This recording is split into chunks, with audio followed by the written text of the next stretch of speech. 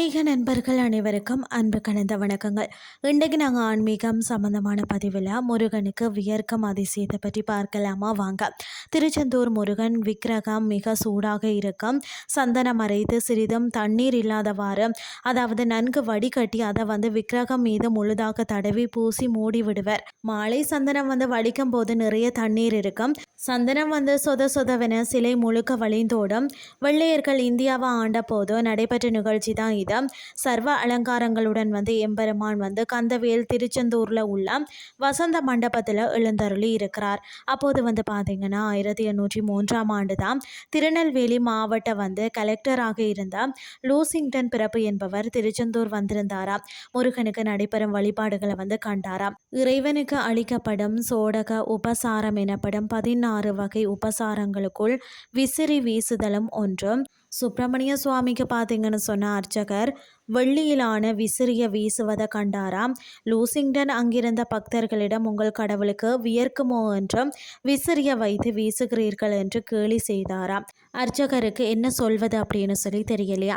துணிவை வரவழைச்சு கொண்டு ஆமாங்க இங்க சண்முகருக்கு வியர்க்கம் என்று கூறி முருகன் அணிந்திருந்த மாலையையும் கவசத்தையும் அகற்றி காண்பித்தாராம். முருகன் திருமேனியில திட்டுத்திட்டாக வியர்வை அரும்பிய இருந்ததை கண்டு வியர்ந்தாராம் லூசிங்டன். வீடு திரும்பிய கலெக்டருக்கு பார்த்தீங்கன்னா அதிர்ச்சி காத்திருந்ததாம். அதாவது பார்த்தீங்கன்னா அவர் மனைவி திடீரென கடுமையான வயிற்று வலியினால் துடித்தாராம். சூளை நோய் என்பார்கள். இந்த நோய் கண்டவர்களுக்கு நெருப்பு பங்குகளை விழுங்கிய தை போல வயிறு வலிக்குமா. முருகனின் வழிபாட்டை ஏளனம் செய்ததே இதற்கு காரணம் என்பதா லூசிங்டன் உணர்ந்து கொண்டாராம்.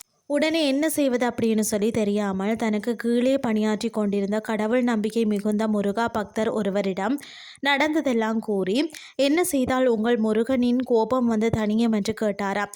அவரே கூறிய உபாயத்தின்படி உடனே திருச்செந்தூர் ஓடோடி சென்ற முருகப்பெருமானே என்னை மன்னித்து என் மனைவியை காப்பாற்று, அவள் படும் துயரம் கண்டு என்னால் சகிக்க முடியல.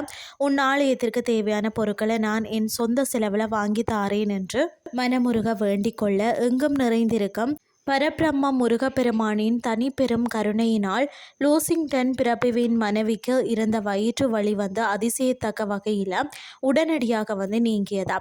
முருகப்பெருமானின் கருணையை எண்ணி வியந்து லூசிங்டன் பிறப்பு சொன்னபடியே வெள்ளி பாத்திரங்களை கோவிலுக்கு காணிக்கை கொடுத்தாராம். அவற்றில் லூசிங்டன் 1803 என்ற முத்திரை பொறித்துள்ளாராம். அவர் கொடுத்த வெள்ளிக்குடம் என்றளவும் உபயோகத்தில் இருக்கிறதா. அதில் லூசிங்டன் 1803 என்ற முத்திரையை இப்போதும் நீங்கள் காணலாம். இன்றைய ஆன்மீகம் சார்ந்த பதிவு உங்களுக்கு பிரயோசனமாக அமைஞ்சிருக்கும்னு சொல்லி நான் நம்புகிறேன். இதே மாதிரி மற்றொரு ஆன்மீகம் சார்ந்த பதிவோடு உங்களை சந்திக்கிறேன். நன்றி.